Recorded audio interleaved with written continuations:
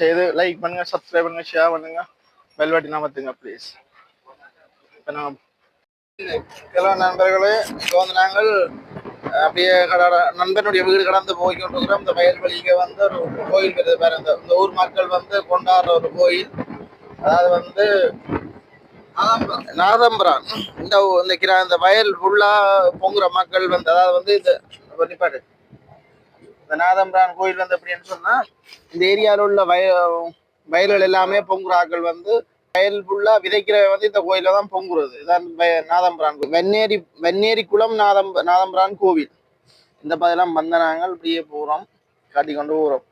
இந்த கோயில்ல வந்து அந்த காலத்துல எவ்வளவு திருவிழா நடந்திருக்கும், எவ்வளவு பொங்கல் நடந்திருக்கும், எவ்வளவு பண்டிகை நடந்திருக்கும், அதான் எவ்வளவு பெரிய மரம். மற்ற இல்ல இந்த கோயில்ல வந்து நம்மள எவ்வளவு பேர் எவ்வளவு பொங்கலை செய்திருப்பினோம். இந்த பொங்கல் இந்த இதுல எவ்வளவு திருவிழா நடந்திருக்கு.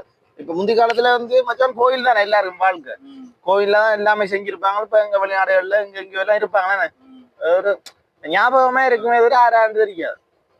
மேலே வந்து நான் என்னுடைய நண்பனுடைய கிராமம் தான் இது. அந்த காலத்துல அந்த கோயில் தான் இது பாருங்க. வெளிநாடுல இருந்து பாக்குற நீங்க உங்களோட ஊர் கோயிலா இருந்தா லைக் பண்ணுங்க, சப்ஸ்கிரைப் பண்ணி ஷேர் பண்ணி பெல் பட்டன் அமர்த்துங்க.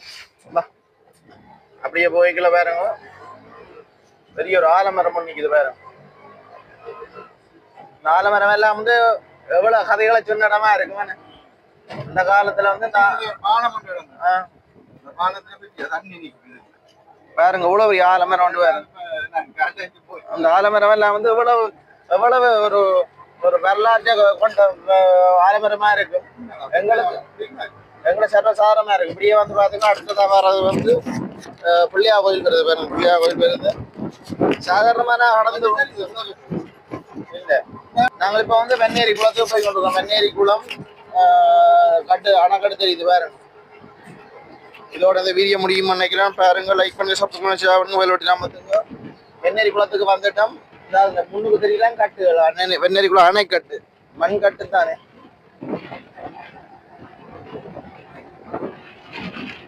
அதுல தெரியுதுதான் பிள்ளையா கோயில். வயல்வெளிகள் வேற பன்னியோட இடம் தான்.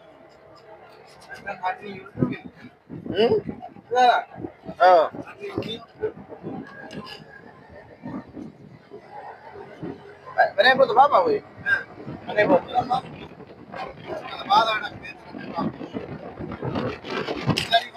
இப்ப வந்து நாங்க வெண்ணேரி குளத்துக்கு தான் இப்ப பார்க்க போறோம். ரெண்டு பக்கம் வந்து காடுகளா தான் இருக்கு. திஞ்சால் பக்கம் கல்லாணி, இங்கால காடு. வெண்ணேரி குளம் பிள்ளையா கோயில் பாருங்க, வந்து தெரியுது.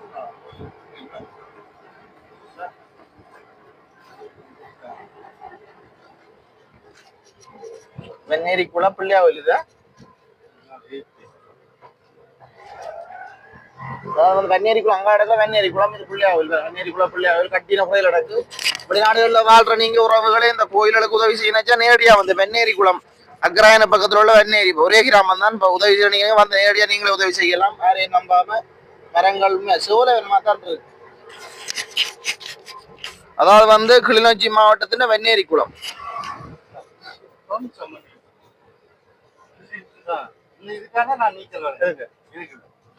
இதுக்குதான் என்னுடைய நண்பன் வண்டன் அவர்கள் நீச்சல் விளையாடம்னு சொல்றாரு பாருங்க. பார்க்க ஆசையா தான் இருக்கு. வெண்ணி இந்த குளம் உண்மையா ஒரு நோமலா யோசிச்சு பார்ப்போம்.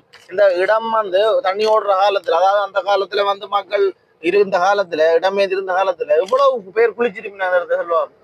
எவ்வளவு ஜனம் குளிச்சு எவ்வளவு பேர் கூத்தாடின ஒரு இடமா இருக்கும். இந்த காடுகளுக்கு எல்லாம் எவ்வளவு பிரச்சனை, எவ்வளவு சம்பவம் நடந்திருக்கு. காதல் மேல இருந்திருக்கும், ஏன்னா கல்யாணங்கள் நடந்திருக்கும், எவ்வளவோ நடந்திருக்கும். ஆனா இன்றைக்கு எல்லாருமே எங்கெங்க இருக்கணும் தெரியல. இது மெயின் வாசல். சரியா நடந்து பார்த்துட்டு நாங்க போய் வெண்ணேரி குளத்தை வெட்டி பார்ப்போம். இருக்கு அம்மையா வச்சா ரொம்ப தனமா இருக்கு. வெண்ணேரி குளம்